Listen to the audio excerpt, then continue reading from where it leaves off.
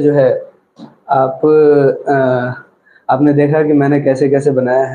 اصل میں یہ کوئی بہت بڑی بات نہیں ہوتی ہے. اس کے لیے جو ہے آپ کے اندر ایک تخلیقیت آنی چاہیے، ایک ایسی چیز آنی چاہیے کہ آپ جو ہے کوئی چیز کو کسی لفظ سے کوئی کہانی بنا سکیں، کوئی قصہ بنا سکیں، کسی چیز کو گڑھنا آنا چاہیے. آپ یا تو شاعری کریں، آپ جو ہے کچھ جو ہے تحریریں لکھیں، جس کی وجہ سے یا پھر آپ بولیں. اس سب سے کیا ہوتا ہے کہ آپ کو کہانی بنانے کا ملکہ پیدا ہوتا ہے. آپ کے پاس الفاظ کی بہتات ہونی چاہیے، اور اگر چند الفاظ آپ کے سامنے آ جاتے ہیں تو آپ کے اندر یہ صلاحیت ہونی چاہیے کہ ان الفاظ کے ساتھ اگر سب کو جوڑ کر کے جملوں میں ایک ہی جملے میں استعمال کیا جائے تو کس طریقے سے کریں گے. اب میں نے دیکھیے ڈپٹی نذیر احمد کے ناولوں کو کوشش کی تھی کہ میں یہاں پہ آپ کے سامنے ایک کہانی کی صورت میں لا کر کے رکھ دوں. اب آپ کو وہ چیز یاد ہو جائے گی، مجھے دوبارہ جو ہے اس کو دیکھنا نہیں پڑے گا، وہ مطلب ہمیشہ کے لیے وہ یاد ہو گئی. آخر میں جب آپ امتحان کے لیے جائیں گے تو اس وقت آپ ایک دن بیٹھ کر کے پورے وہ پڑھ جائیے، ساری کتابوں کے نام یاد ہو جائیں گے. بعض لوگوں نے پوچھا کہ سن پیدائش وغیرہ کیسے یاد کریں، وہ بھی میں آپ کو بتاؤں گا، میں ساری چیز بتاؤں گا انشاءاللہ. بس یہ ہے کہ ایک ہی دن میں ساری بات نہیں بتائی جا سکتی ہے، لیکن دھیرے دھیرے ہم بتائیں گے. دیکھیے ڈپٹی نذیر احمد کے ناول مراد کا مطلب ہوتا ہے عورت. کیا ہوتا ہے مراد کا مطلب ہوتا ہے، یہیں پہ ہم لکھ دیتے ہیں عورت. اور بنات کا مطلب ہوتا ہے لڑکی، یعنی بنت کی جمع ہے، بنات مطلب لڑکیاں. نذیر احمد نے کہا کہ مراد یعنی عورت اور لڑکیوں کے فسانے میں مبتلا. اب یہ دیکھیں اس کا جو افسانہ ہوتا ہے، اب اس کے افسانے کیا ہوں گے جو عام طور پہ کہا جاتا ہے لڑکے اور لڑکیوں کی جو کہانیاں ہوتی ہیں، عورت مرد کی کہانیاں مطلب عشق کی کہانیاں، ان کے فسانوں میں مبتلا نہ ہونا. اگر مبتلا ہو گئے ٹھیک ہے تو مطلب دوسری طرف نکل جائے گا، غلط ہو جائے گا. لیکن اگر کسی نے اپنے آپ کو یعنی عورت اور لڑکیوں کے فسانوں میں مبتلا ہونے سے بچا لیا، یہ سب چیزیں وجود میں نہیں ہیں. بہت ساری چیزیں غلط بھی ہوں گی چونکہ یہ ٹرک بنائی جا رہی ہیں آپ کے ذہن میں. کہانی خاص طور پہ وہ کہانی جس کا کوئی وجود ہی نہ ہو، جس کو ایک فنی وے میں بنایا جائے، بہت زیادہ یاد رہتی ہے. تو میں نے یہ کہا کہ فسانہ نذیر احمد، ڈپٹی نذیر احمد یہ بہت بڑے مسلح تھے. دیکھیے آپ نے سنا ہوگا کہ انہوں نے جو ہے اپنی بیٹی کے لیے ناول لکھا اور عورتوں کے لیے ناول لکھا، بہت ساری اصلاح کی کوشش کیا انہوں نے. تو ان کی زبان سے یہ بات بہت اچھی لگتی ہے. تو نذیر احمد نے کہا کہ مراد یعنی عورتیں اور لڑکیوں کے فسانے میں مبتلا ہونے سے توبۃ النصوح کرنے والا، یعنی اگر کوئی اس کے اندر مبتلا ہے تو توبۃ النصوح آپ جانتے ہیں کہ خالص توبہ کو توبۃ النصوح کہتے ہیں. اگرچہ نصوح نام کا وہ اس کے اندر کردار ہے، اگرچہ ابن الوقت جو ہے اس کا ایک ناول ہے، لیکن ہم اس کو ایک کہانی کی شکل دے رہے ہیں. توبۃ النصوح کو ہم اس کے لغوی معنی میں لیتے ہیں کہ سچی توبہ اگر کر لیا جائے تو کرنے والا ابن الوقت نہیں کہلاتا. ابن الوقت کا مطلب ہوتا ہے خود غرض یا کوئی، ہم یہاں پہ ابن الوقت سے ایک منفی معنی مراد لیے ہیں. منفی معنی یعنی گندا آدمی، غلط آدمی، خراب آدمی، برا آدمی. تو انہوں نے یہ کہنے کی کوشش کی ہے کہ جو ان کے فسانہ میں مبتلا نہیں ہوگا وہ ابن الوقت نہیں ہوتا، یعنی برا نہیں ہوتا، بلکہ وہ بہت اچھا کام کرتا ہے اس چیز سے توبہ کر کے. کیا ابن الوقت نہیں کہلاتا، بلکہ اپنے مستقبل کے سارے خواب سچے کر دکھاتا ہے. یعنی جو ان فسانوں میں مبتلا نہیں ہوگا وہ اپنے مستقبل کے سارے خواب سچے کر دکھائے گا. سارے خواب سچے کرنے کا مطلب، خواب کا مطلب رویا کو، رویا صادقہ ہے، رویا صادقہ رویا کا مطلب ہوتا ہے رویا کا مطلب ہوتا ہے خواب، رویا مطلب ہوتا ہے خواب، صادقہ کا مطلب ہوتا ہے سچا. تو مطلب ہے کہ سچے خواب، یعنی سارے خواب سچے کر دکھاتا ہے. تو میں نے اس سے مراد لیا ہے رویا صادقہ کو. تو آپ کو سمجھ میں آ گیا ہوگا کہ میں نے الفاظ سے کس طریقے سے میں نے ایک جملہ ترتیب دیا اور ایک کہانی بنائی، یا پھر ایک جو ہے میں نے نصیحت آمیز جملہ جو نذیر احمد کی زبان سے ادا کروایا، آپ کے سامنے رکھا، اور پھر اس طرح سے یہ ٹرک ہم کو یاد ہو گئی. کیسے یاد ہوئی؟ اب دیکھیے یہاں میں نے کہا نذیر احمد نے کیا کہا. نذیر احمد نے اس کو آپ جو ہے یہاں پہ سے ایسا کیجئے کہ کاٹ ہی دیجئے، اس کو ختم کیجئے، اس کو نہیں پڑھیے. ڈپٹی نذیر احمد کے ناول، اس کو یاد کیا کہ میرات و بنات کے افسانے میں مبتلا ہونے والا شخص ابن الوقت نہیں کہلاتا، بلکہ وہ اپنے مستقبل کے سارے خواب کو سچے کر دکھاتا ہے. آپ دیکھیے میں نے ایسے ہی آپ کے سامنے بول دیا، ایک سانس میں بول دیا. نذیر احمد نے کیا کہا؟ میرات اور بنات، عورتوں اور لڑکیوں کے فسانے میں مبتلا. تو آپ کو یاد آ جائے گا فسانے مبتلا، اس میں اس سے توبۃ النصوح کرنے والا، سچی توبہ کرنے والا، تو اس سے آپ کو توبۃ النصوح یاد آ جائے گا. پھر کہا کہ ابن الوقت نہیں ہوتا تو اس سے آپ کو ابن الوقت نام کی ناول یاد آ جائے گی. آگے آپ دیکھیں گے کہ بلکہ اپنے مستقبل کے سارے خواب کو سچے کر لیتا ہے تو رویا صادقہ. میں نے اس کو اس طرح سے کریٹ کیا, آپ بھی کریں گے. اس کے بعد دوسرا میں نے کیا رتن ناتھ سرشار. پنڈت رتن ناتھ سرشار تھے, یہ بہت اچھے ناول نگار تھے. میں نے ان کی ناول کے بارے میں بس یہ چند ناولیں لکھا ہے انہوں نے 4-5, تو اس کو میں نے اس طرح سے دیکھے کیسے ترتیب دیا. آپ بھی کوشش کریں گے تو سب سے ہو جائے گا. ہر آدمی اپنے اندر ایک تخلیق کی صلاحیت رکھتا ہے. پنڈت رتن ناتھ سرشار نے, انہوں نے کہا کہ فسانہ آزاد میں لکھا ہے. میں نے ایک کتاب بنا دیا. پنڈت رتن ناتھ سرشار نے ایک کتاب لکھی جس کا نام فسانہ آزاد تھا. اس میں لکھا کہ کامنی نام کی ایک لڑکی یا ایک دوشیزہ سیر کوہسار کو گئی.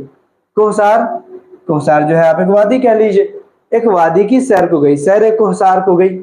تو خدائی فوجدار نے, حالانکہ خدائی فوجدار کا معنی الگ ہوتا ہے, یہاں پہ خدائی فوجدار سے ہم ایک فوج لیتے ہیں مراد, کہ فوج آئی اس کے پاس اور اس کے اوپر حملہ کر بیٹھی. خدائی فوجدار آئی, خدائی فوجدار نے اسے شاخ بنات کے جام سے سرشار کیا. شاخ بنات جو ہے ہم نے ایک شراب کا نام بنا لیا, اپنے سے بنا لیا کہ ایک شراب کا نام شاخ بنات ہے, یا پھر یہ کہہ سکتے ہیں کہ ایک پیڑ ہے جس کے اندر جو پتیاں ہیں اس کو نچوڑا جائے, اس کی شاخوں کو نچوڑ کر کے جو جام بنے گا وہ جام اس کو پلا دیا, اس جام سے اس کو سرشار کر دیا. کیا کر دیا؟ اس کو سرشار کر دیا. تو اس طرح سے آپ کو یہ کہانی یاد ہے, منظر نامہ یاد آیا کہ ایک لڑکی ہے, کامنی نام کی لڑکی, اور وہ پہاڑوں کے پاس گئی گھومنے کے لیے, کوہسار کی سیر کرنے کے لیے. تو اس کو خدائی فوجدار مل گئے, کچھ فوج آئی, اس کا نام ہم نے خدائی فوجدار رکھیا. اور خدائی فوجدار آنے کے بعد اس کو شاخ بنات نام کے ایک پیڑ سے نچوڑ کر کے جام پلا دیا. دیکھیے, شاخ بنات اور جام سرشار, جام سے سرشار کر دیا, تو یہ ہے جام سرشار. ابھی اس کو میں نے ہائی لائٹ نہیں کیا تھا, یہ جام سرشار ہے, جام سے سرشار کر دیا. کوئی بھی لفظ آپ کو بیچ میں تھوڑے سے ایسے الفاظ ہوں گے جو بلا وجہ کے ہوں گے, لیکن وہ سب جو ہے کہانی بنانے میں بہت زیادہ معاون ثابت ہوتا ہے. مجھے امید ہے کہ ساری باتیں آپ کو سمجھ میں آ رہی ہوں گی دھیرے دھیرے. کیا کہتے ہیں, باتیں آ رہی ہیں سمجھ میں؟ آپ لوگ ذرا کنفرم کریں تب ہم آگے بڑھیں. آ رہی ہے؟ اچھا لگ رہا ہے, مزہ آ رہا ہے؟ میں انشاءاللہ کوشش کروں گا کہ آپ کے لیے ہر چیز جو ہے آگے اور اچھی طرح سے پیش کریں گے, چونکہ میں بتایا آپ کو پہلے بھی کہ یہ میری پہلی کوشش ہے. اور آپ کے سامنے دیکھیں آگے جو ہے, اچھا یہ بھی دھیان رکھیے گا کہ میں ڈپٹی نذیر احمد, عبد الحلیم شرر, پنڈت رتن ناتھ سرشار, یہ سب جو ہے اولین ناول نگاروں میں سے تھے. یہ ان کا ذکر میں نے کیا ہے. حقیقت پسند ناول نگار جو ہے آپ کو پریم چند ملیں گے. پریم چند کا میں نے ایک الگ سے رکھا ہے. میں نے کوشش کی ہے کہ ایک سیکوینس میں آپ جو ہے اس کو پڑھتے چلے جائیں. پہلے نذیر احمد تھے, آپ نے نذیر احمد کو دیکھ لیا, پنڈت رتن ناتھ سرشار کو آپ نے دیکھ لیا. اس کے بعد جو ہے حالانکہ یہ عبد الحلیم شرر ہیں اور مرزا ہادی رسوا, یہ ایک ہی زمانے کے ہیں, آپ اس کو دھیان میں رکھیے. تو پہلے مرزا ہادی رسوا کا جو ہے پہلے سن لیجئے. انہوں نے چند جاسوسی ناولیں لکھی. جاسوسی ناول کون سی تھی؟ خونی شہزادے, خونی جورو, خونی عاشق, خونی بھید, یہ جاسوسی ناولیں تھی. اور ایک اور ہے بہرام کی رہائی, یہ جو ہے جاسوسی ناولیں تھی. اس کے علاوہ جو ناول ہیں افشائے راز, اختری بیگم, امراؤ جان, شریف زادے, ذات شریف, ٹھیک ہے, شریف زادہ اور ذات شریف. میں نے اس کو کس طرح سے بنایا, میں نے دیکھیے اس کو بھی ایک کہانی بنا دی, کچھ نہیں جوڑا, بس 2-4 الفاظ جوڑ دیے. خونی شہزادے پڑھ کے دیکھیے, خونی شہزادے کی خونی جورو کے خونی عاشق کا خونی بھید کھل گیا. دیکھیے کہ خونی شہزادہ تھا ایک, اس کی خونی جورو تھی. جورو مطلب بیوی ہوتی, آپ سب لوگ جانتے ہیں. خونی شہزادے کی خونی جورو کے خونی عاشق کا خونی بھید کھل گیا. اس سب کو یاد ہو جائے گا, مجھے یقین ہے کہ سب کو یاد ہو جائے گا. خونی شہزادے کی خونی جورو کے خونی عاشق کا خونی بھید کھل گیا. افشائے راز کے بعد, چونکہ یہاں پہ بھید کھلا ہوا ہے, یہاں بھی میں نے کہا کہ افشائے راز, راز کا مطلب ہوتا ہے بھید, افشا کا مطلب ہوتا ہے کھلنا. جب بھید کھل گیا, بھید کے کھلنے کے بعد بہرام نے, یعنی بھید کون سا تھا؟ بھید کے کھلنے کے بعد, اس بھید کے کھلنے کے بعد کہ بہرام نے شادی تو اختری بیگم سے کی تھی اور محبت امراؤ جان سے کی, یہ ایک بھید تھا. ظاہر سی بات ہے کہ مجھے معلوم ہے کہ جب کوئی ایک شوہر اپنی بیوی سے چھپا کر کے کسی دوسری لڑکی سے محبت کرتا ہے یا دوسری لڑکی کے ساتھ اس کا تعلق رہتا ہے تو وہ اپنی بیوی سے بتاتا نہیں ہے، اس سے چھپا کر کے، تو چونکہ یہ ایک راز بنا رہتا ہے تو آپ اس بات کو جانتے ہیں۔ تو بہرام نام کے ایک آدمی کو میں نے یہاں پہ رکھا کہ بہرام نام کا ایک آدمی تھا، ایک شہزادہ تھا جس نے اختری بیگم سے شادی کی، لیکن محبت وہ امراؤ جان سے کر رہا تھا۔ اس راز کے کھل جانے کے بعد شریف زادے کی ذات شریف رسوا ہو گئی، شریف زادے کی ذات شریف رسوا ہو گئی۔ ایک سیکنڈ، شریف زادے کی ذات شریف رسوا ہو گئی، سوری، خونی شہزادے کی خونی جورو کے خونی عاشق کا خونی بھید کھل گیا افشائے راز کے بعد بہرام نے، افشائے راز کے بعد کہ بہرام نے شادی تو اختری بیگم سے کی اور محبت امراؤ جان سے۔ تو شریف زادے یعنی بہرام جو شریف زادے تھے، ان شریف زادے کی ذات شریف رسوا ہو گئی۔ میں نے رسوا کیوں لکھا؟ کیونکہ یہ ناول پتہ چل جائے کہ مرزا ہادی رسوا کی ہے، ٹھیک ہے، یہ بات آپ کو یاد ہو جائے گی۔ پھر میں نے عبدالحلیم شرر کے بارے میں لکھا۔ عبدالحلیم شرر نے جو ہے بہت سارے ناول لکھے ہیں، اور آپ جانتے ہیں کہ تاریخی ناول نگار کے طور پہ عبدالحلیم شرر بڑے مشہور ہیں۔ تو میں آپ کو اس سے بھی کئی کہانی بنائی جا سکتی تھی، حالانکہ آدمی عام طور پہ دیکھے فوراً سارے جملے کو لا کر کے دے دیا ہمارے سامنے۔ ملک العزیز ہے، فتح اندلس ہے، زوال بغداد ہے، ایام عرب ہے، عزیز مصر ہے، شوقین ملکہ ہے، فلورا ہے، اس کے علاوہ دلچسپ نام کا ناول ہے، اس کے بعد منصور ہے، منصور مونا، اور حسن ہے، اور فردوس بری ہے۔ آپ ان سب کو ملا کر کے میں نے کیا کیا، ایک کہانی بنا دی۔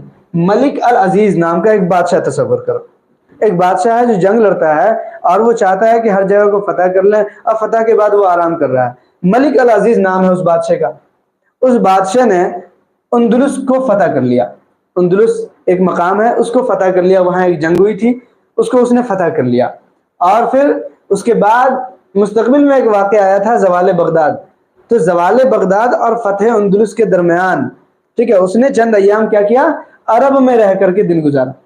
کہا کہ بھائی اب فتح اندلس تو ہو چکا، زوال بغداد ہم جو ہے بعد میں کریں گے، جا کر کے بغداد کے اوپر چڑھائی بعد میں کریں گے۔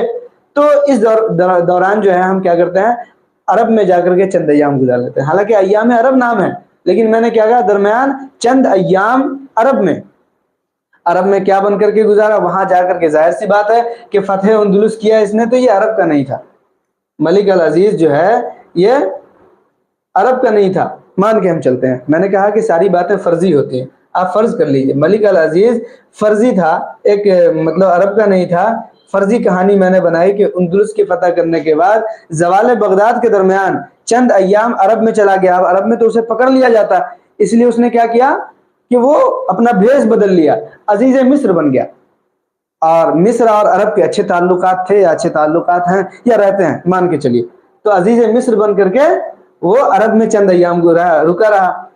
تو وہاں عرب میں ایک ملکہ تھی، ٹھیک ہے، ہم نے اس کو شوقین ملکہ فلورا کا نام دیا ہے، شوقین ملکہ فلورا کا نام دیا ہے۔ فلورا ایک الگ ناول ہے، فلورا ایک الگ ناول ہے، شوقین ملکہ ایک الگ ناول ہے۔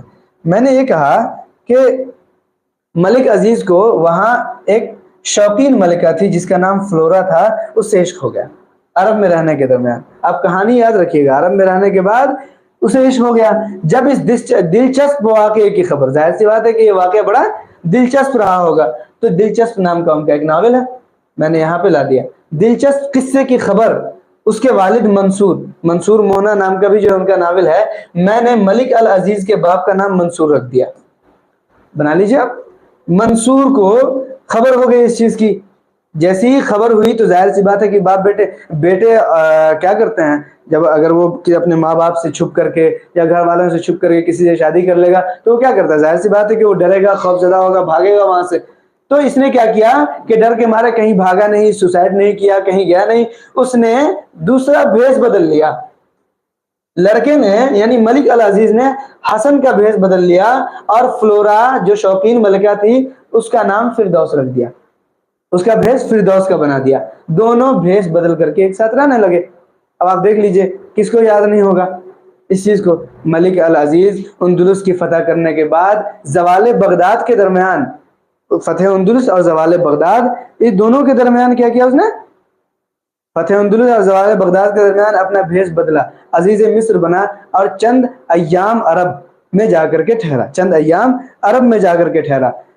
تو عرب میں رہتے ہوئے اسے ایک شوقین ملکہ فلورا نام کی ایک عورت سے عشق ہو گیا۔ جب اس کی خبر منصور مونا جب اس کے باپ منصور کو پہنچی تو اس سے گھبرا کر کے ملک العزیز نے اپنا بھیس حسن کے طور پہ بدل لیا اور فلورا نے اپنا بھیس فردوس کے طور پہ بدل لیا۔ آپ اس سے سمجھ جائیں کہ فردوس بری ہیں حسن ہے۔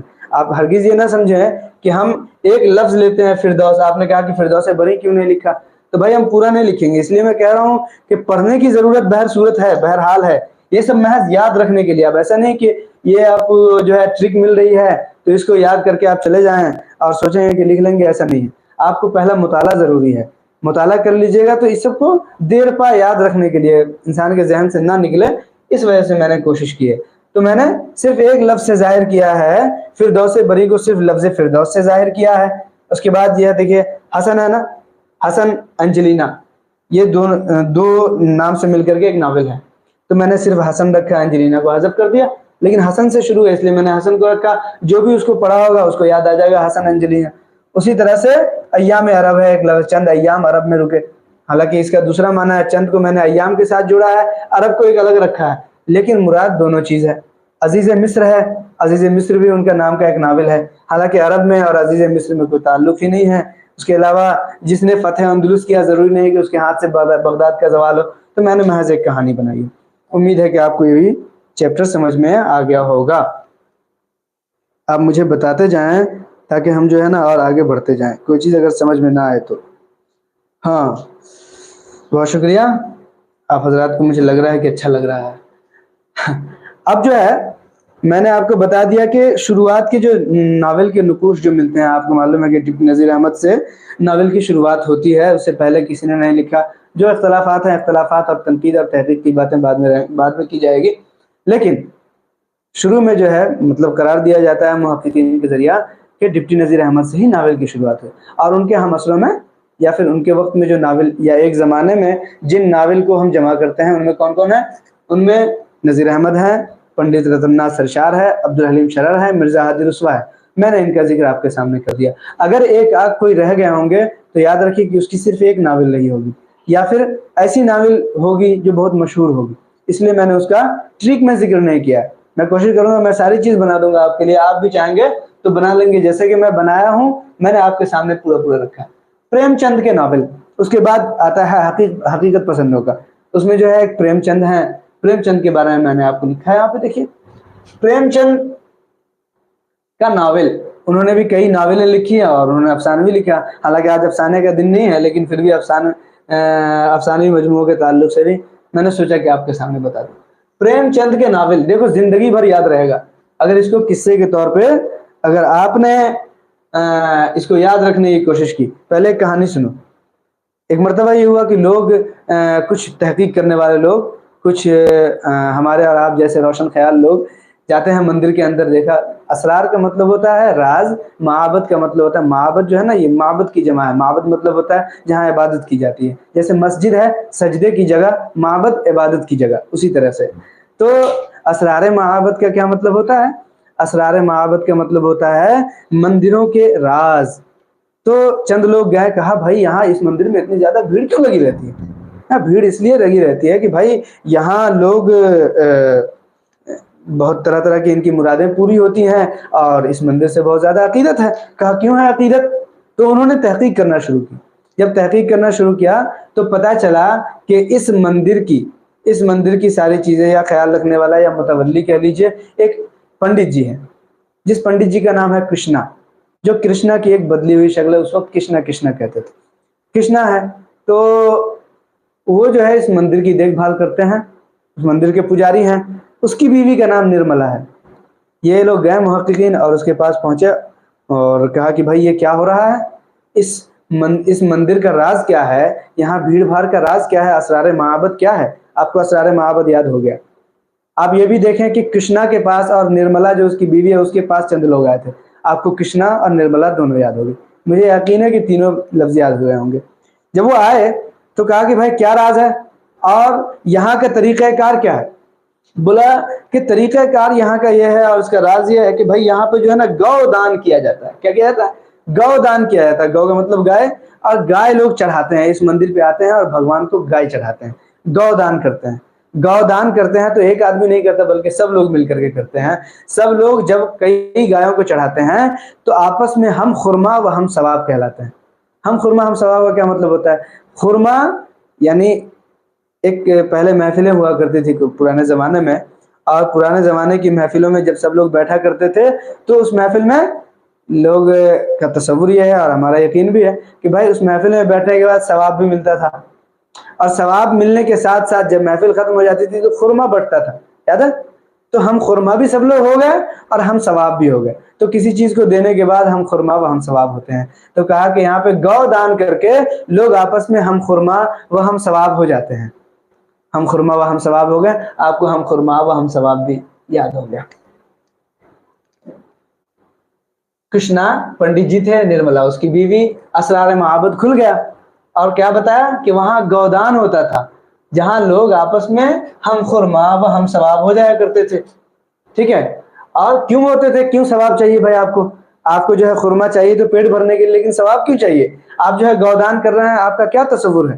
تو کہا بھائی پردہ مجاز ہے جس کو ہم حشر کہتے ہیں یا پھر جس کو ہم غیب کہتے ہیں یا حساب و کتاب کا دن ہے. تو کہا ایک پردہ مجاز ہے جہاں حساب ہونا ہے, اس میں عافیت کی جگہ تلاش کرنے کے لیے. ظاہر سی بات ہے کہ ہم اگر کوئی نیک کام کریں گے تو ہمیں وہاں ثواب ملے گا اور ہمیں عافیت ملے گی, ہمیں جہنم سے چھٹکارا ملے گا, ہمیں سزا سے جو ہے چھٹکارا ملے گا, نقصانات نہیں ہوں گے وہاں پہ. تو عافیت کی جگہ تلاش کر رہے تھے کس میں؟ پردہ مجاز میں. جو اب تک پردہ مجاز میں حشر, ظاہر سی بات ہے کہ پردہ مجاز میں ہے, پرلے یا پھر قیامت ابھی ہمارے سامنے تو ہے نہیں, پردہ مجاز میں ہے. تو کہا کہ یہ گودان کیا کرتے تھے اور ہم خرما ہم ثواب ہوتے تھے. کیوں؟ تاکہ پردہ مجاز میں گوشہ عافیت تلاش کریں. تو محققین نے کہا کہ اچھا یہ بات ہے.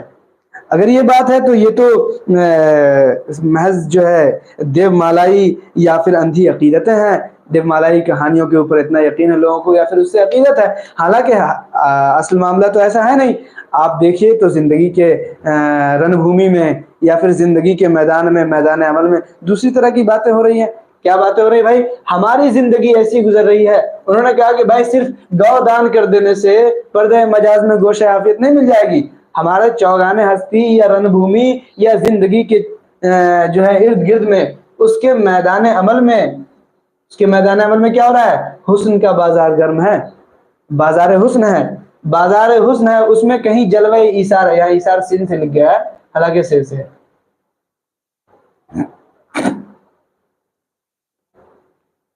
میں یہاں لکھ دیتا ہوں.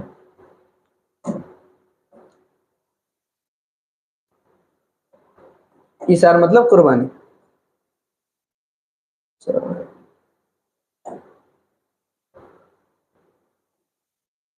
سمجھ گئے ہوں گے آپ. تو جلوہ ایثار, ٹھیک ہے. تو کہا کہ جلوہ ایثار کہیں ہے, بازار حسن لگا ہوا ہے, وہاں جلوہ ایثار ہے. ایثار کا مطلب قربانی. آپس میں بازار حسن کے اوپر لوگ خود کو نچھاور کر رہے ہیں, اور یہ نچھاور کرنے کا جلوہ نظر آ رہا ہے کہیں پہ. اس کے علاوہ جو ہے کہا کہ غبن کا کاروبار بھی عام ہے. غبن کہتے ہیں دھوکے سے کسی کا مال لے لینا. بازار ہے, ظاہر سی بات ہے کہ بازار ہے تو بازار کے اندر جاتے ہیں, کوئی جھوٹ بول کر کے اپنے سامان کو بیچ رہا ہے. تو غبن کا تعلق, جلوہ ایثار کے تعلق کو میں نے بازار حسن کے ساتھ جوڑ دیا, بازار حسن کے ساتھ جوڑا. میں نے یہ بھی دیکھا اس کے اندر کہ وہاں ایک میلہ لگا ہوا ہے, وہاں ایک ڈرامہ ہو رہا ہے جس ڈرامے میں ایک رانی روٹھی ہوئی ہے. ہمارا پچھلا ڈرامہ کا چند چیزیں چھوٹ گئی ہیں. میں نے یہاں سے دیکھا کہ روٹھی رانی ہے, ایک روٹھی رانی ہے جو اپنے شوہر سے روٹھ چکی ہے اور اس نے اپنے منگل سوتر کو توڑ دیا ہے. توڑ کو ہمیں ہائی لائٹ نہیں کرنا چاہیے تھا, منگل سوتر نام کا ہی ناول ہے. منگل سوتر اس نے توڑ دیا ہے اور بیوہ جیسی صورت بنائے بیٹھی ہے. منگل سوتر کو ظاہر سی بات ہے کہ توڑ دے گی تو بیوہ جیسی صورت بن جائے گی. ہندوؤں کے اندر جو ہے, آپ ہندو مذہب میں آپ دیکھیں گے تو منگل سوتر کا توڑنا یا پھر مانگ سے سندوروں کا ہٹانا یا پھر جو ہے شرنگار کو ختم کرنا, یہ بیواؤں کی علامت ہے. تو کہا کہ منگل سوتر کو توڑ کر کے ایک روٹھی رانی جو ہے روٹ کر کے اپنے شوہر سے منگل سوتر کو توڑ کے بیٹھی اور بیوہ کی صورت اختیار کر چکی ہے. اب آپ نے دیکھا کہ پنڈت کرشنا کے پاس وہ لوگ گئے، پنڈت کرشنا اور نرملا نے اسرار معبد کھولے کہ لوگ یہاں گودان کرتے ہیں اور پردہ مجاز میں گودان کرتے ہیں، ہم خرما اور ہم ثواب ہوتے ہیں، اور پردہ مجاز میں گوشہ عافیت تلاش کرتے ہیں۔ تو محققین نے ان سے کہا کہ ارے بھائی حال تو یہاں چوگان ہستی کا اس سے الگ ہے، چوگان ہستی میں ایسا دیکھ رہے ہیں کہ وہاں کے میدان عمل میں بازار حسن لگا ہوا ہے، بازار حسن میں ہم دیکھ رہے ہیں کہ کہیں جلوہ ایثار ہے تو کہیں غبن کا کاروبار عام ہے۔ اور میں تو ایک دن گیا بھی تھا اور دیکھا کہ وہاں ایک ڈرامہ چل رہا ہے، اس میں رانی روٹھ بیٹھی ہے اپنے شوہر سے، روٹھی رانی ہے، وہ اپنے منگل سوتر کو توڑ کر کے بیوہ کی صورت اختیار کر چکی ہے۔ آپ دیکھیے کہ 2 سانس میں سارے ناول جو پریم چند کے ہیں یاد ہو گئے۔ تو یہ سب کیا ہے؟ ایک 2 سانس میں آپ کو یہ سب یاد ہو گئے۔ میں ابھی بھی کہہ رہا ہوں کہ پڑھنا پھر بھی ضروری ہے۔ میں سارے کے سب لوگوں کو بتا چکا ہوں کہ کس طرح سے کہانی بنائی جا رہی ہے۔ میں آپ کو اتنا کھول کے کیوں بتا رہا ہوں؟ آپ کو میں یہ کہانی خود بھی بتا دوں تو آپ کو یہ کہانی یاد ہو جائے گی، لیکن میں یہ کیوں بتا رہا ہوں کہ میں نے کس طرح سے کہانی بنائی، اس لیے بتا رہا ہوں تاکہ آپ بھی ان کہانی کو بنا سکیں۔ کتنی بتائی جائے؟ آپ دیکھ رہے ہیں کہ نیٹ جے آر ایف کا کتنا بڑا جو ہے اس کا سلیبس ہے، ہر چیز کے بارے میں ٹرک بنانا بھی اتنی جلدی میں بہت مطلب زیادہ ممکن نہیں ہے، لیکن جہاں جہاں ضروری ہوگا میں آپ کے سامنے لا کر اس کو پیش بھی ضرور کروں گا۔ لیکن آپ سیکھیں، چند الفاظ ہیں، ان الفاظ سے ایک کہانی کس طرح سے بنائی جائے گی، تخلیقی صلاحیت ہمیں ہونی چاہیے۔ اس کے بعد پریم چند کے افسانوں کا مجموعہ دیکھ لیجئے، بڑا یہ بھی جو ہے انٹرسٹنگ میں نے بنانے کی کوشش کی تھی، پتہ نہیں انٹرسٹنگ ہے یا نہیں، وہ آپ دیکھ کر کے بتائیں گے کہ انٹرسٹنگ ہے یا نہیں ہے۔ دیکھیے ہوتا کیا ہے کہ آدمی کہانی بنانے والا کہانی بناتا ہے، پڑھنے والے اس سے محظوظ ہوتے ہیں۔ خواب و خیال، ہم نے یہ کہا کہ یار میں نے تو خواب و خیال میں بھی نہیں سوچا تھا کہ دودھ کی قیمت تھوڑی سی بڑھ جائے گی، دودھ کی قیمت میں تھوڑا اضافہ ہو جائے گا تو لوگ کبھی 25، کبھی 32، کبھی 40 افراد کو خاک پروانہ، اس کو بھی ہائی لائٹ کرنا چاہیے تھا، حالانکہ اس کو نہیں کیا گیا، لیکن آپ سمجھ لیجئے اس چیز کو، خاک پروانے کی طرح مسل دیا۔ آپ نے یہ دیکھا ہے کہ خواب و خیال بھی اس کی ناول ہے، سوری افسانہ ہے، افسانوی مجموعہ ہے، دودھ کی قیمت بھی افسانوی مجموعہ ہے۔ 25 سے مراد 25 پریم 25، یہاں پریم لگا دیجئے، پریم 25، یہاں پریم لگا دیجئے، پریم 32، یہاں پہ یا لگا دیجئے، یہاں پہ یا لگا دیجئے۔ 25 سے آپ کو سمجھ میں آ جائے گی 25 ہے، 32 ہے، 40 ہے، اس کے بھی شروع میں آپ پریم 40 ہی لگا دیجئے۔ خواب و خیال میں بھی نہیں سوچا تھا کہ دودھ کی قیمت میں اضافہ ہونے کی وجہ سے کبھی 25، کبھی 40، کبھی 25، کبھی 32، کبھی 40 لوگ یا 40 افراد خاک پروانہ کی طرح مسل دیے جائیں گے۔ خاک جو ہوتی ہے، خاک کیا ہوتی ہے بھائی؟ ایک مٹی ہوتی ہے، اس کو مسل دیا جاتا ہے۔ تو پروانہ جو شمع کے اوپر جلتا ہے وہ مر جاتا ہے، جب وہ راکھ بن جاتا ہے تو لوگ تو اس کو مسل ہی دیتے ہیں۔ یعنی اس سے میں نے مراد لیا ہے کہ مار دیے جائیں، ان کو قتل کر دیا جائے، ان کو خون کر دیا جائے، ان کو مسل دیا جائے، ان کو جو ہے زندہ نہ چھوڑا جائے، صرف دودھ کی قیمت کی وجہ سے ایسا معاملہ ہو گیا۔ تو یہ آپ کو یاد رہے گا۔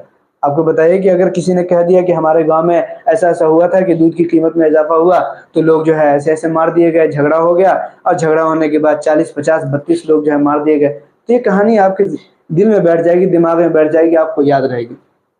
خاک پروانہ کی طرح مسل دیے جائیں گے، ہم نے یہ خواب و خیال میں بھی نہیں سوچا تھا۔ ٹھیک ہے، ان واردات سے اب تھوڑا سا افسانوی انداز لے آئے، چونکہ یہ افسانوی مجموعہ ہے۔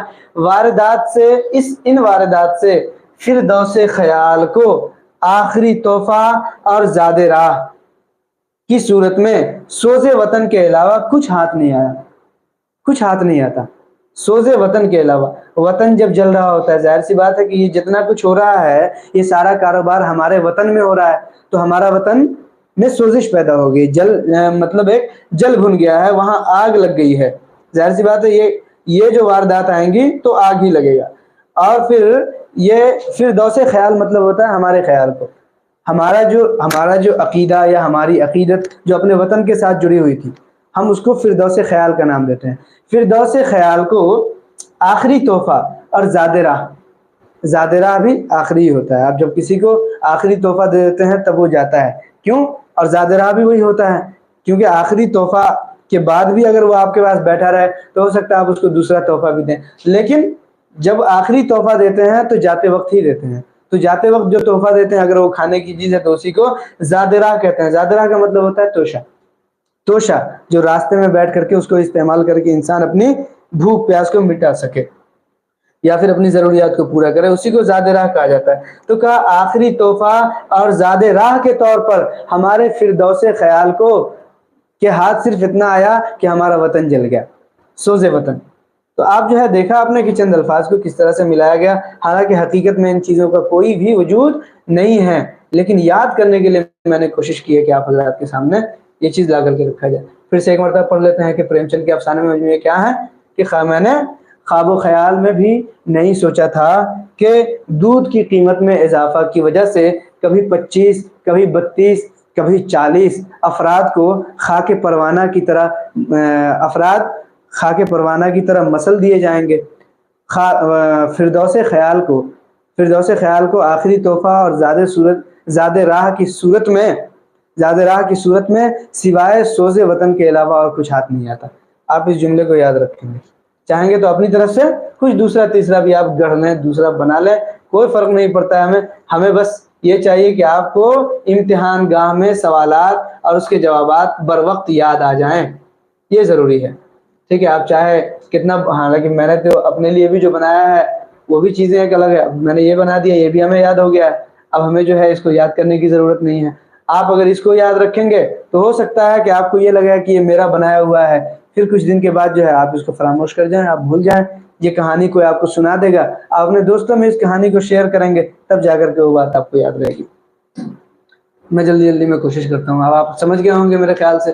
رومانوی ناول نگار، اب جب حقیقت پسند ناول نگار کا زمانہ ختم ہو گیا تو اب جو ہے رومانوی ناول نگار آ گئے۔ رومانوی ناول نگار کون کون تھے؟ اب ہمیں یہ کیسے پتہ چلتا ہے کہ ان کا تعلق رومانی ناول نگاروں سے ہے یا ان کا تعلق حقیقت پسندوں سے ہے؟ تو میں نے رومانوی ناول نگاروں کے بارے میں بھی یہاں پہ ذکر کر دیا۔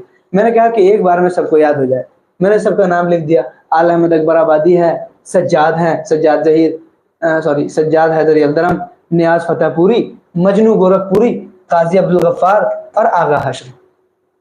اتنے لوگ جو ہیں رومانوی ناول نگار ہیں۔ میں نے یہاں کہانی بنا دی۔ کیسے کہانی بنائی کہ آل احمد اکبر آبادی ہے، آپ زیادہ مشہور کس کو پاتے ہیں؟ آل احمد سرور کو پاتے ہیں۔ تو یہ سجاد نام کا ایک آدمی تھا، ایک جگہ پہ فتح پور میں ایک سیمینار ہو رہا تھا، سیمینار میں بہت سارے مقالہ نگار آئے تھے اور وہاں پہ اپنا سیمینار پڑھا انہوں نے، جس میں ایک سجاد نام کا آدمی تھا۔ سجاد نامی آدمی آیا اور آ کر کے اپنے مقالے میں یہ ثابت کرنے میں لگ گیا کہ یار آل احمد سرور نہیں تھے، وہ آل احمد اکبر آبادی تھے۔ تو مجھے آل احمد سرور کو ہمیں یاد نہیں رکھنا ہے، کیونکہ یہ ناول نگار، یہ ان کا ناول نہیں ہے، یہ جو ہے رومانوی ناول نگاروں میں سے نہیں ہے۔ آپ جو ہے ناقد ہیں، ٹھیک ہے، تنقید میں جو ہے ان کا نام آتا ہے۔ تو میں یہ کہہ رہا ہوں کہ رومانوی ناول نگاروں میں آل احمد اکبر آبادی کو سجاد نے کیا کہا؟ آل احمد سرور، جس کی وجہ سے نیاز فتح پوری جو تھے، نیاز فتح پوری آل احمد اکبر آبادی کے شاگرد تھے۔ نیاز فتح پوری نے اسے بہت مارا، صرف اتنا کہنے کی وجہ سے سجاد کو مارا، اور مار کر کے اتنا مارا کہ اسے مجنو بنا دیا۔ آپ چاہتے تو یہ کہہ سکتے تھے کہ نیاز کو فتح پور کے سیمینار میں مجنو کہہ دیا کہ وہ پاگل ہے کیا، وہ آل احمد اکبر آبادی ہے، آل احمد سرور نہیں ہے۔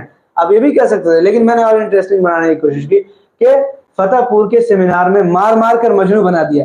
اب ظاہر سی بات ہے کہ صرف مجنو کہنے کی وجہ سے کسی قاضی کے پاس تو معاملہ چلا نہیں جائے گا، اس لیے میں نے کہا کہ اسے مار کر کے اتنا بڑا کانڈ کیا اس نے کہ جس کی وجہ سے قاضی کے پاس جانا پڑا۔ اب قاضی آپ کے ذہن میں آتے ہیں قاضی عبدالستار اور قاضی عبدالغفار، یہ دو لوگ ہیں، لیکن رومانوی ناول نگار میں جو ہے آپ کو قاضی عبدالغفار ہی ملیں گے۔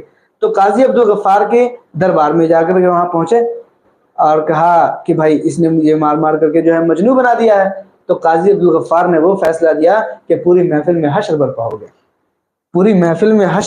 گیا۔ اب آپ دیکھ لیں، اس سے مراد جو ہے آغا حشر ہے، یہ قاضی عبدالغفار ہیں، آل احمد اکبر آبادی ہیں۔ اس کے علاوہ سجاد حیدر یلدرم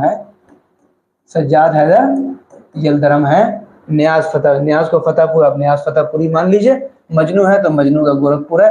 آپ یہ بھی کہہ سکتے ہیں کہ مجنو بنا دیا جس پر گورکھ پور کے قاضی، کیا کہیں گے؟ گورکھ پور کے قاضی، اب بنا دیجئے۔ گورکھپور کے قاضی عبدالغفار کے فیصلے سے محفل میں حشر برپا ہو گیا، ٹھیک ہے، یا پھر جس کا فیصلہ یا جو مقدمہ گورکھپور کے اندر رکھا گیا. تو اس طرح سے میں نے رومانوی ناول نگاروں کے نام کو یاد رکھنے کے لیے اعلی احمد سرور کو اعلی احمد اکبر آبادی کہنے کی وجہ سے سجاد نے اعلی احمد اکبر آبادی کہہ دیا، اعلی احمد سرور کہہ دیا، تو نیاز نے اس کو مار مار کر کے مجنوں بنا دیا اور اس کا قاضی عبدالغفار کے پاس فیصلہ کرانے کے لیے آیا، ان کے فیصلے سے حشر برپا ہو گیا. اب میں ایک ایک کو لے کر کے چلتا ہوں. آغا حشر کے ناول، یہ آغا حشر نیچے ہے، آغا حشر کے ناول جو ہے کیا ہے؟ ناہید ہے، ارمان ہے، ہیرے کی کنی ہے اور نقلی تاجدار ہے. یہ 4 ناولیں انہوں نے لکھی. تو میں نے ایک رومانٹک کہانی بنا دی، ایک ایسی پر اسرار کہانی بنا دی کہ میں یہ کہا کہ ایک ناہید نام کی لڑکی ہے، ناہید نام کی لڑکی، اس نے آغا نام کے ایک لڑکے سے یا تو اس سے محبت ہے، یا تو یہ جو ہے اس کا محبوب ہے، یا پھر اس کا شوہر ہے، جو مان لیجیے. تو ناہید آغا کی ٹوپی میں وہ دیکھنا چاہتی تھی کہ ہمارا شوہر تاجدار ہونا چاہیے، ہمارا شوہر کو بادشاہ ہونا چاہیے. تو ناہید نے کیا کیا؟ اپنے شوہر یا اپنے محبوب آغا کی ٹوپی میں بڑے ارمان سے ہیرے کی کنی ٹانک دی. آپ جانتے ہیں ہیرے کی کنی، ہیرا ہے، ہیرے کو تھوڑا سا ٹکڑا ہے، کنی مطلب ہیرے کا ٹکڑا. ہیرے کا ٹکڑا ڈال کر کے اس کی ٹوپی کو تاج بنا دیا اور پھر اس کو نقلی تاجدار بنا دیا. ہیرے کی کنی سے ناہید نے بڑے ارمان کے ساتھ آغا کی ٹوپی میں ہیرے کی کنی ٹانک کر کے اس کو نقلی تاجدار بنا دیا، تاج بنا کر کے اس کو پہنا دیا اور وہ نقلی تاجدار بن بیٹھا. آپ دیکھ لیجئے کہ آسانی سے یاد ہو جائے گا. آغا کو اس کی محبوبہ ناہید نے بڑے ارمان سے آغا کی ٹوپی میں اس کی محبوبہ یا پھر صرف کہہ دیے اس کی بیوی ناہید نے اس کی ٹوپی میں بڑے ارمان سے ہیرے کی کنی ٹانک کر کے اس کو نقلی تاجدار بنا دیا. 4 ناولیں ایسی یاد ہو جائیں گی. اس کے علاوہ میں نے لکھا سجاد حیدر یلدرم کے ناول، انہوں نے جو ہے ایک ثالث لکھا ہے، اس کے علاوہ زہرا لکھا ہے، ہما لکھا ہے، آصف لکھا ہے. یہ 4 ناولیں ہیں. میں نے اس کو بھی ذرا سا رومانٹک کہانی بنائی کہ سجاد کی مطلوب مطلب جس سے آدمی محبت کرتا ہے، طالب محبت کرنے والا، مطلوب جس سے محبت کیا جائے، جس کو چاہا جائے، اس کو مطلوب کہا جاتا ہے. تو کیا سجاد کی مطلوب ثالث تیسری مطلوبہ، یعنی اس سے پہلے وہ دو کو چاہتا تھا لیکن اب وہ تیسری سے محبت کرتا ہے. تو کہا کہ سجاد کی مطلوب ثالث تیسری مطلوبہ یا تیسری محبوبہ زہرا تھی. یہ چیز مجھے یہ نہیں معلوم ہے کہ کس طرح سے اٹھے گا، لیکن آپ سمجھ جائیے. سجاد کی مطلوب ثالث زہرا تھی جس پر اس کی رقیب ہما، جو اس کی پہلی، مان لیجئے کہ اس کی پہلی محبوبہ تھی یا اس کی پہلی بیوی تھی یا اس کی بیوی ہی تھی اور یہ محبوبہ رہی ہوگی. اس نے کہا سجاد کی مطلوب ثالث زہرا تھی جس پر اس کی رقیب ہما نے آسیب کروا دیا، جادو کروا دیا، ٹونا کروا دیا، جس کی وجہ سے کیا ہو گیا؟ زہرا کی طبیعت خراب ہو گئی. تاکہ یا پھر یہ کہہ سکتے ہیں کہ سجاد نے زہرا کو چھوڑ دیا. اب یہ دیکھ لیجئے کہ میں نے ایک کہانی بنا دی جس کہانی کا کوئی تصور نہیں، کوئی وجود نہیں. سجاد کی مطلوب ثالث زہرا تھی جس پر اس کی بیوی ہما نے یا اس کی پہلی مطلوب یا اس کی رقیب ہما نے آسیب کروا دیا، جلن میں یا رقابت کی وجہ سے. آپ آرام سے اس چیز کو سمجھ سکتے ہیں. آپ کے پاس بھیج دی جائے گی یہ ساری چیزیں، لیکن سمجھنے کی کوشش کریں. نیاز فتح پوری کے ناول ہیں. نیاز فتح پوری کا جو ہے یہ دیکھیں، شہاب نام کا ایک ناول ہے اس کا، ٹھیک ہے. شاعر کا انجام، اس کو ہائی لائٹڈ نہیں کیا گیا ہے. شاعر کا انجام یہ بھی ایک ناول ہے. شہاب یہ ایک ناول ہے، ٹھیک ہے. سرگزشت ایک ناول ہے. یہ سب 4 ناولوں کو میں نے کہہ دیا. نیاز فتح پوری نے اپنے ناولوں میں، کبھی کبھی یہ بھی یاد رکھا جاتا ہے بھائی نام، ٹھیک ہے. نیاز فتح پوری ایک ناول نگار ہے. وہ کیا کیا ہے؟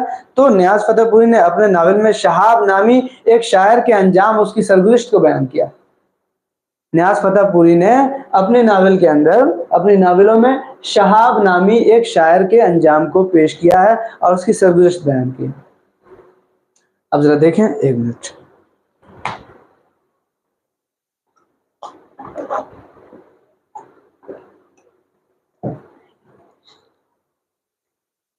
سوری، چونکہ میں نے بتایا آپ کو پہلے بھی کہ میرا پہلا ایکسپیرینس ہے. پتہ نہیں کس طریقے سے آپ ویڈیو دیکھ رہے ہوں گے، کیسے پہنچ رہی ہوگی اور کیسے آپ سن رہے ہوں گے، لیکن ہم پھر بھی کوشش کر رہے ہیں کہ آپ کے سامنے ساری باتیں بہت آسانی کے ساتھ چلی جائیں. آپ تو آپ کے سوالات بھی آ رہے ہوں گے میں اسے دیکھنا چاہوں گا تاکہ ہماری سمجھ میں آئے کہ آپ کو اور کس طرح یہ سمجھایا جا سکتا ہے، چونکہ آن لائن کا معاملہ ہی یہی ہوتا ہے۔ ہاں، تو میں نے نیاز فتح پوری کے ناولوں کے بارے میں بتا دیا کہ شہاب، شاعر کا انجام، سرگزشت، یہ انہوں نے لکھا ہے۔ اس کے مجنو ہے، یہ مجنو گورکھ پوری کے ناول۔ ابھی میں نے بتایا تھا کہ مجنو کو کس طرح سے مطلب نیاز فتح پوری نے سجاد کو مار کے مجنو بنایا تھا، یہ نہیں مجنو صاحب کو یاد کرنے کے لیے، مجنو گورکھ پوری کو۔ تو مجنو گورکھ پوری کے ناول، مجنو گورکھ پوری، سید کو کیا پتا تھا؟ ہاں، مجنو گورکھ پوری، اس کو کاٹ دیجئے یہاں سے، اب جو لکھنا چاہیں تو یہاں سے لکھیں۔ سید کو کیا پتا تھا کہ زید، اب دیکھیے میں نے ایک آہنگ پیدا کیا سید اور زید میں۔ ان کے ناول ہے سید زبوں، زید، زیدی، ٹھیک ہے، اس کے علاوہ سوگوار، لوگ اسے گورکھپور کا مجنو بولائیں گے، ٹھیک ہے۔ میں نے یہ کہا کہ سید زبوں ہے، اس کے علاوہ زیدی کا حشر ہے، زید کا حشر یہاں میں نے لکھا ہے، اصل میں یہ زیدی کا حشر ہے۔ ایک منٹ ذرا میں آپ لوگوں کا کمنٹ دیکھ لوں۔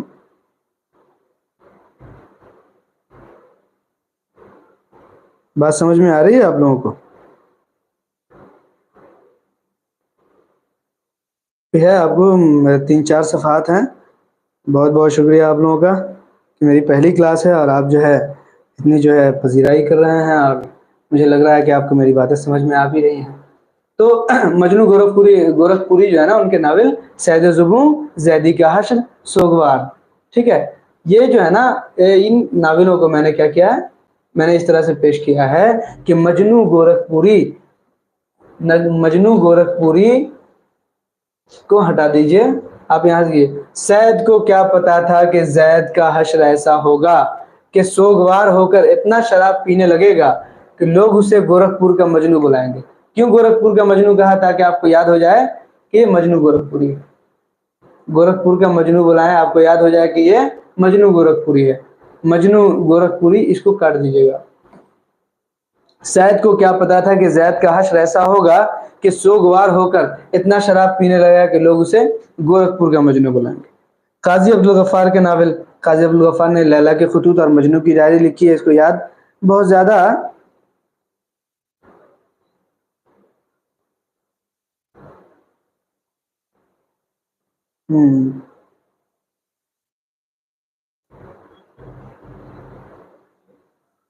کیا ہوا شیخ صدام حسین؟ ہاں، اگر کوئی سوال ہو تو ضرور پوچھیں۔ تو قاضی ہاں، جو غلطیاں ہیں ظاہر ہے کہ اب پی پی ٹی بنائی گئی ہے، اس کے اندر جو ہے کسی طرح کی کمی ضرور ہوگی کہیں نہ کہیں پہ، تو آپ اس کو سمجھنے کی کوشش کیجئے۔ اصل میں میرا مدعا یہ نہیں ہے کہ آپ کو میں یہ کہوں کہ اس کو نوٹ کر لیجئے، اتار لیجئے، یہ سب تو آپ کے سامنے پھر سے دوبارہ بھی بھیج دی جائے گی۔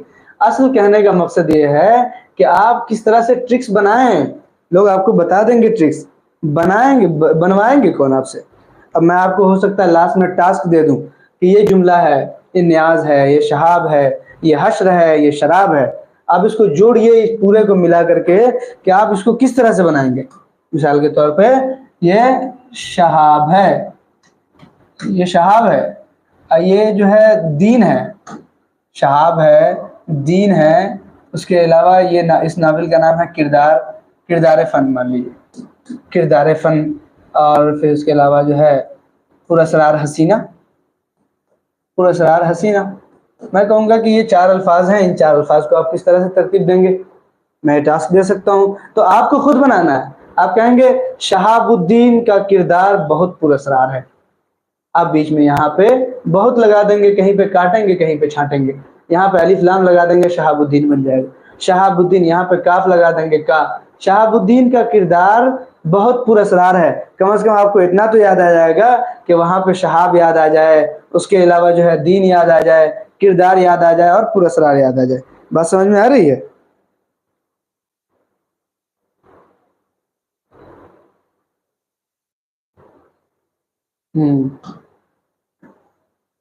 تو میں عرض یہ کر رہا تھا کہ ممکن ہے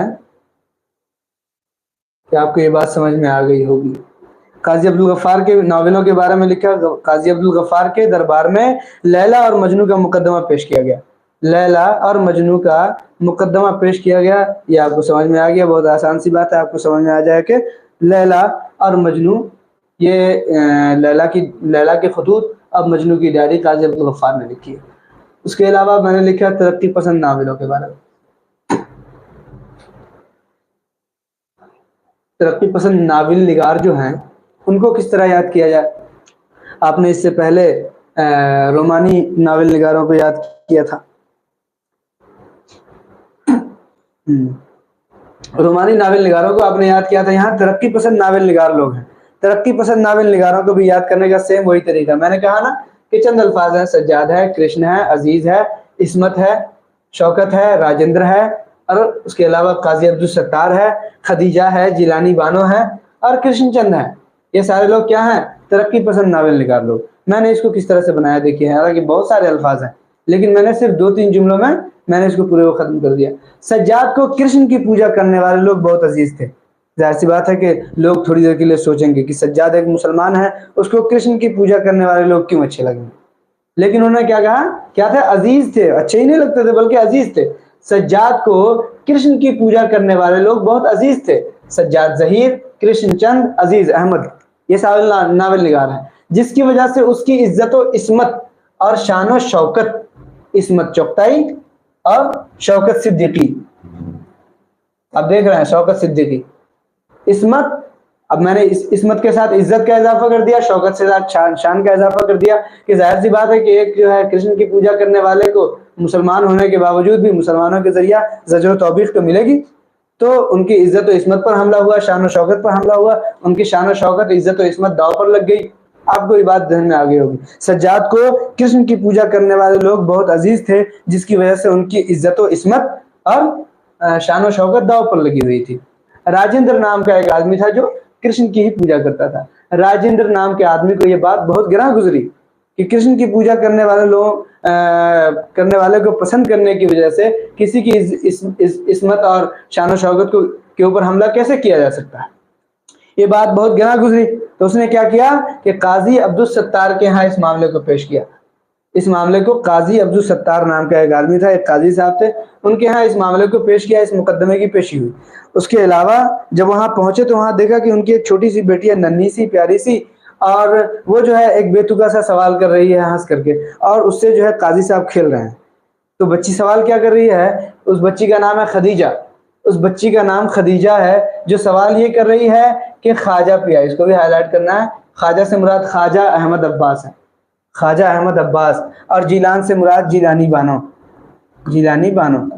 کیا کہا کہ ان سے خدیجہ کہہ رہی تھی، خدیجہ جو ان کی چھوٹی بیٹی تھی وہ کہہ رہی تھی کہ کیا خواجہ پیا جیلان سے آئے تھے؟ جیلان سے آئے تھے، حالانکہ خواجہ معین الدین چشت سے آئے تھے، جیلان سے عبد القادر آئے تھے۔ تو ان کا یہ سوال ظاہر سی بات ہے کہ بچکانا ہے، تو ایک بچہ ہی یہ سوال پوچھ سکتے، تو میں نے خدیجہ کو بچہ بنا دیا اور کہا خدیجہ نام کی چھوٹی سی بیٹی جو ان کی بچی تھی، اس نے اپنے بابا سے، اپنے پاپا سے، عبدالستار، قاضی عبدالستار صاحب سے یہ سوال کر رہی تھی کہ کیا خواجہ پیا جیلان سے آئے تھے؟ ٹھیک ہے، یہ آپ کو اتنی بات سمجھ میں آ گئی۔ یہ جو ہے اس کا پورشن دوسرا ہے، یہ اس کو انٹر مار کر کے نیچے آنا تھا، خیر آپ اتنا سمجھیں۔ کیا پتا چلا؟ سجاد ظہیر، کرشن چند، عزیز احمد، عصمت چغتائی، شوکت صدیقی، راجندر سنگھ بیدی اور قاضی عبدالستار، خدیجہ مستور اور جیلانی بانو۔ جیلانی بانو اور خدیجہ مستور کا بھی میں نے الگ سے ایک بنایا تھا۔ خدیجہ مستور اور جیلانی بانو دونوں کے ناول کا جب ہم ذکر کریں گے تو اس طرح سے ذکر کیا تھا میں نے کہ خدیجہ کے آنگن میں، ابھی آگے میں نے آپ کو میں آپ کو بتاؤں گا کہ ان کے ناول کس طرح سے ہیں۔ خدیجہ کے آنگن کی زمین میں جیلانی نے ایوان غزل تعمیر کر لیا، جس کے اوپر بارش سنگ ہو گئی۔ آپ دیکھیے کہ خدیجہ کے 2 ناول ہے، آنگن بھی ہے اور زمین بھی ہے۔ تو خدیجہ کے آنگن کی زمین میں جیلانی نے کیا کیا کہ ایک محل کی ایوان غزل تعمیر کیا۔ ایوان مطلب ایوان غزل تعمیر کی، جو کہ ظاہر سی بات ہے کہ دوسرے کی زمین میں اس نے تعمیر کیا تھا، تو اللہ کی طرف سے اس کے اوپر بارش سنگ ہو گئی۔ ٹھیک ہے، تو اس طرح سے انٹرسٹنگ بنانے کی کوشش کیجئے۔ کلاس لمبی بھی ہو رہی ہے لیکن آپ لوگ میرے خیال سے سمجھ رہے ہوں گے. اگر کچھ جو ہے کمیاں ہو رہی ہوں گی تو دھیرے دھیرے اس کو درست کر لیا جائے گا. میں نے آپ کو پہلے ہی بتایا. اب دیکھیے کرشن چند ایک ناول نگار. اب میں اس کے سارے ناول نگار جیسا کہ میرا طریقہ رہا پچھلے بھی میں نے نذیر احمد، عبدالحلیم شرر اور رتن ناتھ سرشار وغیرہ کا بھی بیان کیا. پھر آگے حقیقی پسند ناول نگار جو ہے پریم چند کے بارے میں بیان کیا. پھر اس کے بعد رومانی ناول نگاروں کا اسی طرح سے نام یاد کروایا. اس کے بعد سب کے ناولوں کا ذکر کیا. آپ دیکھیں کرشن چند کے ناولوں کو میں نے کس طرح سے ٹرک کے ساتھ بنایا. دیکھیے نمبر 1، کرشن چند نے جو ہے ناول لکھا کیا؟ شکست. ایک ناول ہے شکست. اس کے بعد جو ہے جب کھیت جاگے، کھیت جاگتا ہے، میں نے اس کو جب کھیت جاگے، جب کھیت جاگے.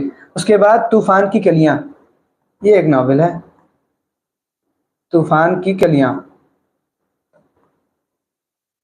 اب دیکھیے کہ کرشن چند ہے، انہوں نے ناول لکھا شکست. یہاں کہانی کیسے بنی؟ کرشن چند شکست کے بعد جب زندگی کا، کرشن چند نے یہ لکھا، حالانکہ یہ ایسا لگ رہا ہے کہ یہ جملہ میں ہی بنا ہے، اس کو ہٹائیے. آپ یہ دیکھیے شکست کے بعد جب زندگی کا کھیت جاگتا ہے، ایک افسانوی جو ہے جملہ بنا لیجیے آپ. شکست کے بعد جب زندگی کا کھیت جاگتا ہے تو طوفان بھی کلیاں برساتا ہے، طوفان بھی کلیاں برساتا ہے.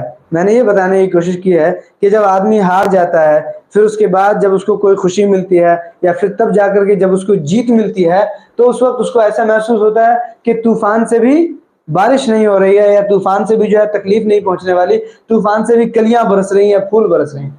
تو اس لیے میں نے کہا کہ جب زندگی کا کھیت جاگتا ہے، یعنی شکست کے بعد جب زندگی کا کھیت جاگتا ہے تو طوفان سے بھی کلیاں برستی ہوئی نظر آتی ہیں، یا طوفان بھی کلیاں برساتا ہے. سمجھ گئے ہوں گے؟ یہ پی پی ٹی آپ کے ساتھ شیئر کر دی جائے گی. اس کے بعد دیکھیے قاضی عبدالستار کے ناول ہیں. میں ذرا آپ کا دھیرے دھیرے کمنٹ بھی دیکھ رہا ہوں.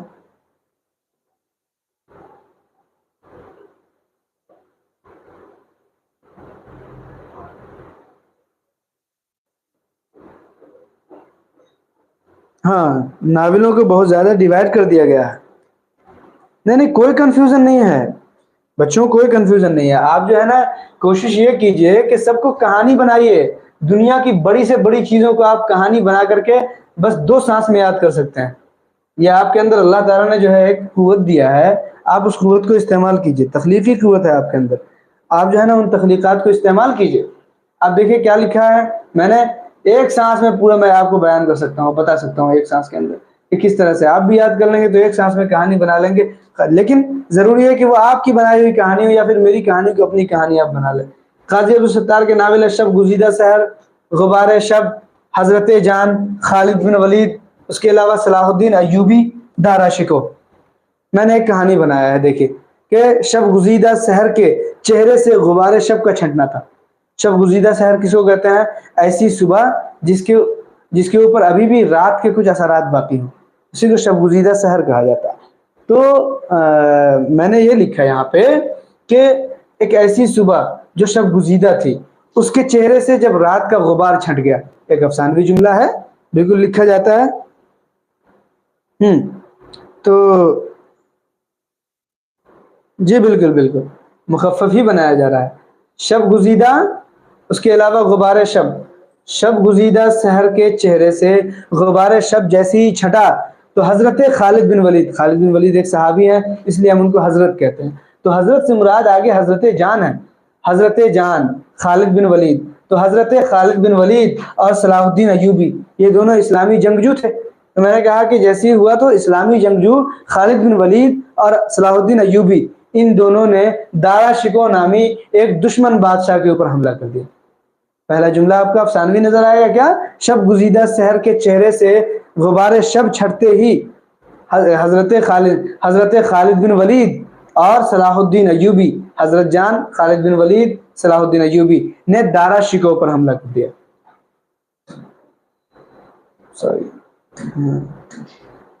دارا شکو پر حملہ کر دیا. پھر آگے دیکھیے خدیجہ مستور اور جیلانی بانو ہے. عصمت چغتائی بھی ہیں. عصمت چغتائی اس کے اہم ناول ہیں. اس کے شعر میں نے ناولوں کو ڈالنے کی جو اہم ناول ہیں جو آپ کے سلیبس میں ہیں وہ یہ ہیں: ٹیڑھی لکیر، ضدی، معصوم، دل کی دنیا۔ میں نے یہ کہا کہ ٹیڑھی لکیر ضدی سے واسطہ ہے عصمت، ٹیڑھی لکیر ضدی سے واسطہ ہے عصمت، معصوم دل کی دنیا بس کر اجڑ نہ جائے۔ یہ ایک شعر ہے، شعر بھی یاد رہتا ہے جلدی۔ جو چیزیں یاد ہو، چاہے مخففات یاد ہو، چھوٹی سی ٹرک یاد ہو، آپ کو ایک کہانی کے طور پہ یاد ہوتے ہیں۔ میں نے جو کوشش کی ہے وہ کہانی کے طور پہ، میں نے جو محسوس کیا ہے، آپ نے دیکھا ہوگا کہ سب سے شروع میں لکھا ہوا ہے کہ نسخہ مجرب، یعنی تجربہ کیا ہوا نسخہ۔ میں نے تجربہ کیا ہے، بہت دنوں تک یہ باتیں یاد رہتی ہیں۔ آپ بھی کہانی بنانے کی کوشش کریں۔ تو ایک شعر بنا کہ ٹیڑھی لکیر ضدی سے واسطہ ہے عصمت، معصوم دل کی دنیا بس کر اجڑ نہ جائے۔ اس کے علاوہ ایک کہانی بنائی کہ ایک عجیب آدمی نقلی راجکمار بن کر، ایک عجیب آدمی تھا جو نقلی راجکمار بن کر کے نقلی راجکمار بن کر کے 3 اناریوں کے بیچ بیٹھا ہوا تھا۔ اناریوں کے بیچ میں بن کر بیٹھا اور ان مصروں سے اپنے دل کی دنیا کو آباد کر رہا تھا۔ 3 مصرے میں نے آگے ذکر کیا، حالانکہ مصرے کو بھی سیکوینس میں بیان کرنا چاہیے، یہاں پہ لکھا نہیں گیا ہے، ٹھیک ہے، لیکن آپ سمجھ جائیے، سمجھنے کی کوشش کیجیے۔ میرا اصل مدعا کیا ہے وہ سمجھو، یہ ضروری ہے۔ اصل مدعا یہ ہے کہ آپ کچھ بناؤ۔ میں نے جو بنایا ہے آپ کے سامنے بس پیش کر رہا ہوں، یہ میرا اپنا بنایا ہوا ہے، اپنے لیے میں بنایا اور آپ کو میں نے دیا ہے تاکہ آپ کو کچھ مدد مل سکے، اس طرح سے بھی آپ کچھ بنا سکے، ٹھیک ہے۔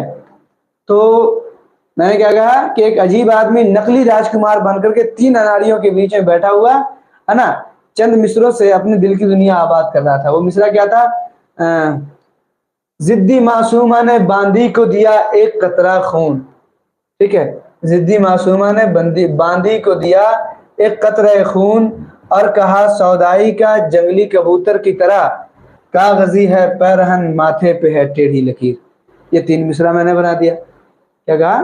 ضدی معصومہ نے باندی کو دیا ایک قطرہ خون، فاعلاتن فاعلاتن فاعلاتن فاعلون۔ حالانکہ وہ شعر کی کلاس ہے نہیں، جب عروض کی کلاس آئے گی تو بتاؤں گا ضرور، ٹھیک ہے، لیکن ابھی آپ یہ سمجھیے کہ ضدی معصومہ نے باندی کو دیا ایک قطرہ خون، یہ ایک مصرع بن گیا، اور کہا سودائی کا جنگلی کبوتر کی طرح، یہ ایک مصرع بنا، اور کہا سودائی کا جنگلی کبوتر کی طرح کاغذی ہے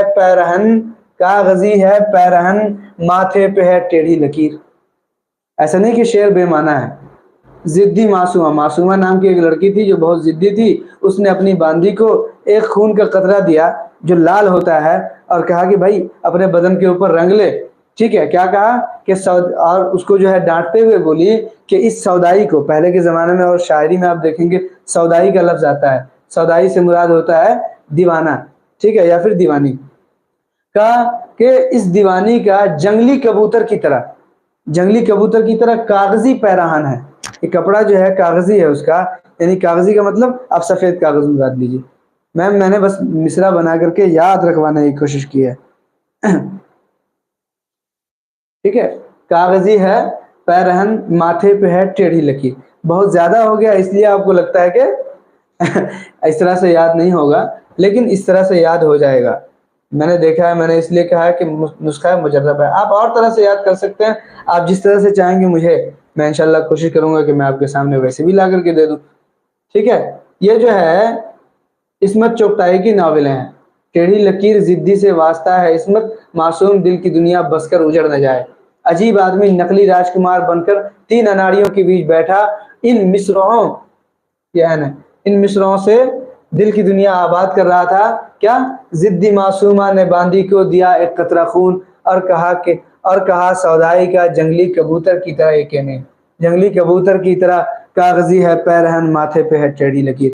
اسی طرح سے افسانوی مجموعہ ہے، دیکھ لو، چھوئی موئی کی کلیاں، ایک جو ہے درخت ہے چھوئی موئی، کہ جس کو چھو دو تو وہ جو ہے مطلب مرجھا جاتا ہے، تو کہا چھوئی موئی کی کلیاں شیطان کے 2 ہاتھوں کے برابر ہیں۔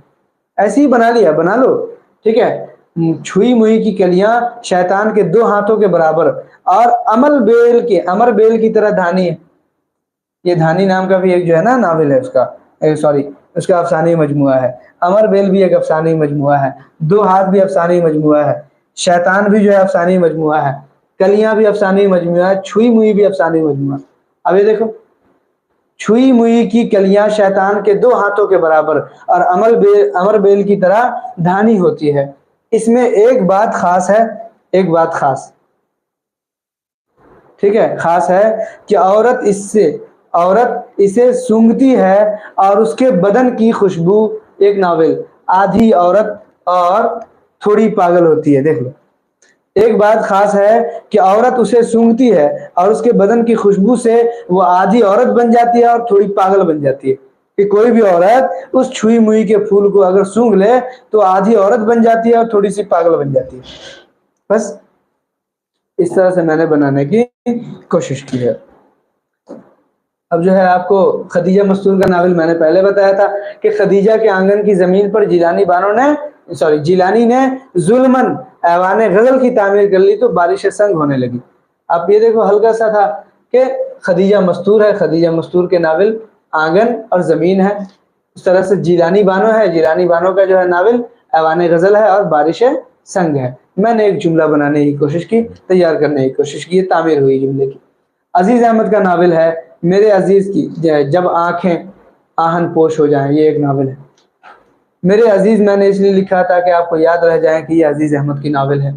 میرے عزیز کی جب آنکھیں آہن پوش ہوئی تو شبنم کی ہوس باقی رہی، تو نہ شبنم کی ہوس باقی رہی، نہ آگ سے گریز رہا، نہ مرمر کی تلاش۔ دیکھیں یہ بھی افسانوی جملہ بنا ہے، تو نہ شبنم کی ہوس، نہ آگ سے گریز، نہ مرمر کی تلاش، ٹھیک ہے، ایسی بلندی ایسی پستی سے اللہ بچائے۔ یہ سب جو ہے عزیز احمد کے ناول ہیں۔ کیسے ناول ہے کہ جب آنکھ آہن پوش ہو جائیں، یہ ایک ناول ہے۔ شبنم یہ ایک الگ ناول ہے، ہوس یہ ایک الگ ناول ہے، آگ جو ہے ایک الگ ناول ہے، گریز ایک الگ ناول ہے، مرمر جو ہے یہ بھی ایک الگ ناول ہے، اس کے علاوہ ایسی بلندی ایسی پستی یہ بھی جو ہے ایک الگ ناول ہے۔ تو میرے خیال سے یہ بھی سمجھ میں آ رہا ہوگا۔ آرام آرام سے اب آگے جو ہے آپ کو بتا دیا گیا ہے کہ کس طرح سے آپ کو یاد رکھنا ہے، تو آپ بھی کوشش کریں۔ آپ اس بات کی ان سب کے اوپر نہ رہیں جو میں نے بتا دیا، صرف اسی کے اوپر نہ رہ جائیں، اسی کو یاد کر کے جو ہے آپ کوشش کریں۔ یہ بھی ایک ٹاسک ہو گیا، اس کو بھی دباؤ کی طرح دماغ پر مت لیں۔ جس چیز کو جیسے ہی آپ نے دباؤ لیا، آپ جو ہے اس کو نہیں پڑھ پائیں گے یا پھر اس کو یاد نہیں رکھ پائیں گے، دیر پا نہیں رہے گا۔ اسی لیے دباؤ مت لیں، یہ مت سوچے کہ ہم کو اتنی ساری کہانیاں یاد کرنی پڑیں گی، یاد مت کرو، آپ خود سے کہانی بناؤ۔ جب آپ خود کہانی بناؤ گے تو یہ ساری چیزیں منہ زبانی یاد ہو جائے گی۔ ایک سانس میں آپ سارے ناولوں کو پڑھ سکتے ہیں، اس کو یاد کر سکتے ہیں کہانی بنا کر کے۔ تو میرے آج اس کا موضوع ہی یہی تھا۔ آپ دیکھیں کہ گیان پیٹھ ایوارڈ کس ادیب کو اور کون سا ملا؟ فراق گورکھپوری کو ملا، حیدر کو ملا، قرۃ العین حیدر کو ملا، علی سردار جعفری کو ملا، شہریار کو ملا۔ میں نے اس کو ایک شعر کہا تھا کہ فراق کے حیدر علی میں شہروں کی خاک چھانی۔ یہ خاک نہیں لکھا گیا یہاں پہ خاک ہونا چاہیے تھا تاکہ مصرے میں آ جائے۔ فراق حیدر علی میں شہروں کی خاک چھانی، اسی کو کہتے ہیں سر گرانی میں شادمانی۔ اس مصرے کو یاد کرو چاہے نہ کرو، آپ کو اس مصرے کو یاد کرنے کی ضرورت ہے تاکہ یاد ہو جائے کہ پہلے فراق ہے، پھر قرۃ العین حیدر ہے، پھر علی سردار جعفری ہے، پھر شہریار ہے۔ فراق حیدر علی میں شہروں کی خاک چھانی، اسی کو کہتے ہیں سر گرانی میں شادمانی۔ اچھا، کون سا والا زمانی ترتیب کے اعتبار سے میں نے وہ بھی لکھا ہے کہ کبھی کہانی بنایا تھا کہ فراق، چونکہ اصل میں میرا کام افسانہ لکھنا ہے یا پھر کہانی بنانا ہے، مجھے اسی طرح سے باتیں یاد رہتی ہیں، تو مجھے امید ہے کہ آپ لوگوں کو بھی جائے۔ ہر انسان کی زندگی میں کوئی نہ کوئی کہانی ہوتی ہے، ہر انسان کو کہانی اچھی لگتی ہے۔ بچپن میں دادی نانی کی آپ نے کہانی سنی ہوگی، کچھوے مگرمچھ کی کہانی آپ نے سنی ہوگی، وہ آپ کو یاد ہے۔ آپ جو ہے مگرمچھ کی اور بندر کی کہانی آپ نے سنی ہوگی، وہ کہانی آپ کو یاد ہے۔ بہت زمانہ پہلے آپ نے فلمیں دیکھی، وہ ساری کہانی آپ کو یاد ہے۔ تو اسی لیے کہانی سے مجھے لگتا ہے بہت ساری چیزیں یاد ہو جاتی ہیں، اس لیے میں نے بھی کہانی بنائی۔ اور ممکن ہے کہ کچھ لوگ آپ میں سے اتفاق نہ کریں۔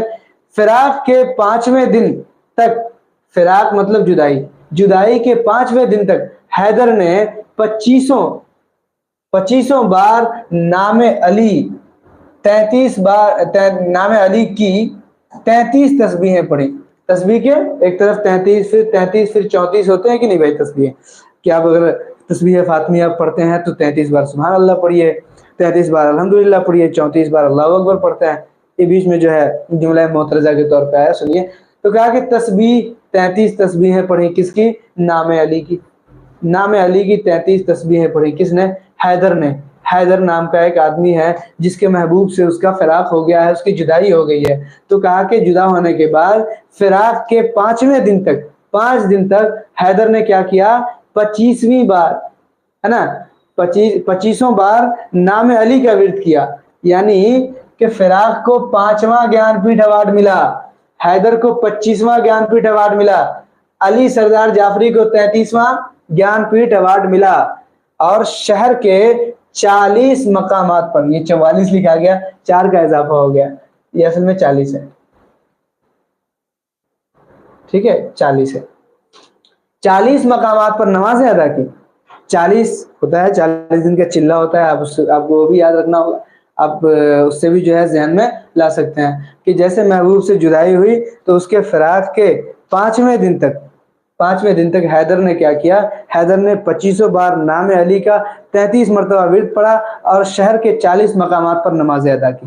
آپ کو سمجھ میں آ گیا کہ فراق کو 5واں ملا، حیدر کو 25واں ملا، علی کو یعنی علی سردار جعفری کو 33واں ملا. حیدر سے مراد قرۃ العین حیدر، اور شہر یار کو 40واں ایوارڈ ملا، 40واں گیان پیٹھ ایوارڈ ملا. اس کے علاوہ میں نے یہ دیکھیے، یہ اسی کو واضح کر دیا گیا. فراق گورکھپوری کو 5واں ایوارڈ کب ملا؟ 1969 میں ملا. قرۃ العین حیدر کو 25واں ایوارڈ 1989 میں ملا.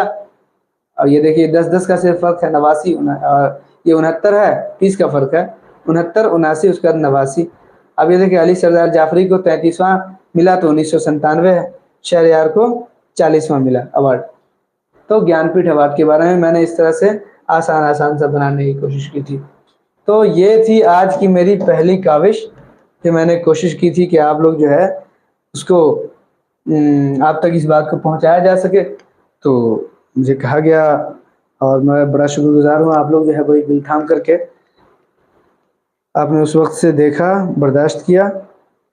میں کوشش کروں گا اسی طرح سے آپ کے لیے جو ہے اور بھی کلاسز اور بھی ٹرکس اور نئے نئے مخففات میں بناؤں، اور امید کروں گا کہ آپ لوگ خود بھی بنائیں. اور مجھے تب زیادہ خوشی ہوگی جب آپ خود سے کوئی نہ کوئی کہانی گڑھ کر کے، کہانی بنا کر کے، چھوٹی چھوٹی کہانی بنائیں، بڑی بڑی کہانی بنائیں، لیکن اس کے اندر اس طرح سے آپ یاد کرتے ہو، یاد کر کے جب آپ ہمیں بھیجو گے، گروپ میں بھیجو گے، شیئر کرو گے میم کے ساتھ، پھر میں دیکھوں گا تو مجھے زیادہ خوشی ہوگی کہ چلیں کم از کم آپ نے جو ہے اس کے اوپر عمل کرنے کی کوشش کی. ٹھیک ہے، آواز نہیں جا رہی ہے؟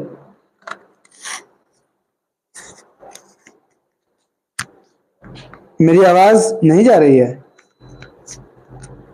چلیے کلاس ختم بھی ہو چکی ہے، بہت بہت شکریہ تمام لوگوں کا. چلیے تو آپ لوگ مجھے بتائیں کیسا لگا. آخر میں جو ہے تھوڑا سا فیڈ بیک دے دیں تاکہ میں بھی دیکھوں کہ آپ لوگوں نے کیسا محسوس کیا، اور آگے آپ لوگ کریں گے یا نہیں. ہمیں جو ہے وعدہ دے دیں، مجھے بتا دیں کہ ہاں آپ جو ہے ایسا آگے کریں گے یا نہیں کریں گے. اس طرح سے کہانی یا پھر چھوٹے چھوٹے ٹرک بنائیں گے. لیکن میں پہلے بتا دے رہا ہوں کہ آپ کو پڑھنا بہرحال ضروری ہے، بہر صورت آپ کو پڑھنا پڑے گا. کسی بھی صورت میں پڑھائی سے کسی طرح سے بھی جو ہے چھٹکارا نہیں ہے. پڑھیں گے تبھی جا کر کے چھوٹی چھوٹی باتیں آپ کو یاد آئیں گی. ہاں وہ لوگ جو نہیں پڑھتے ہیں بالکل بھی نہیں، وہ چاہے کہ صرف ٹرک سے جو ہے یاد کریں تو ان کو ٹرک بھی جو ہے بہت مشکل لگے گی. کیا سمجھے؟ جو پڑھیں گے نہیں انہیں ٹرک بھی بہت مشکل لگے گی. ٹھیک ہے، چلیے بہت بہت شکریہ، بہت شکریہ دوستوں. السلام علیکم.